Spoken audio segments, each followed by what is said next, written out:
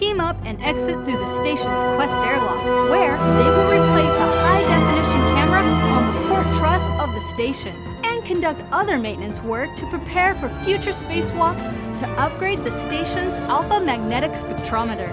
Also planned for this EVA is an experiment where the orbiting laboratory itself is the subject. The spacewalkers will traverse the exterior of the station to collect samples on the surface of the modules. These samples will be returned to the ground for analysis to see if microorganisms are released and survive outside of the station. Microorganisms like bacteria and fungi live on and around humans. And before explorers search for life elsewhere, Laurel O'Hara will once again venture outside of the space station. This time she will be accompanied by NASA astronaut Jasmine Mogbelli. The dynamic duo will work together to complete the removal of a faulty electronics box called a radio frequency group from a communications antenna on the starboard truss of the station. We will also replace one of the 12 Trendle bearing assemblies on the port truss solar alpha rotary joint that stalled recently before resuming its nominal operations. The TBAs enable the station's solar arrays to rotate properly to track the sun as the station orbits the Earth. This will be Jasmine's first spacewalk and the second for Laurel.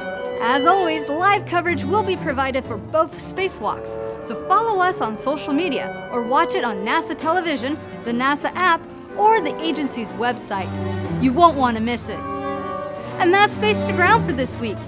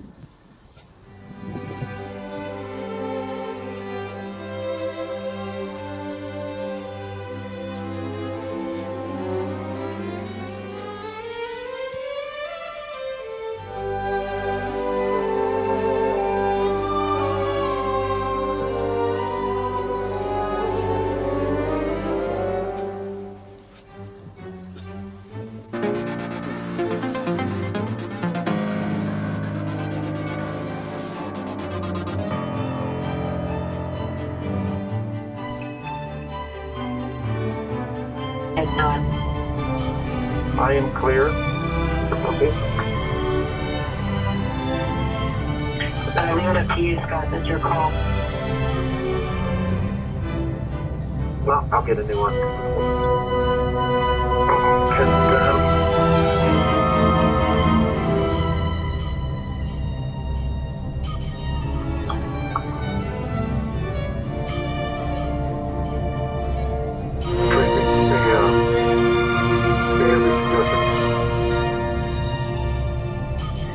Yeah, we are looking at the crib sheet right now. We may be using an adjustable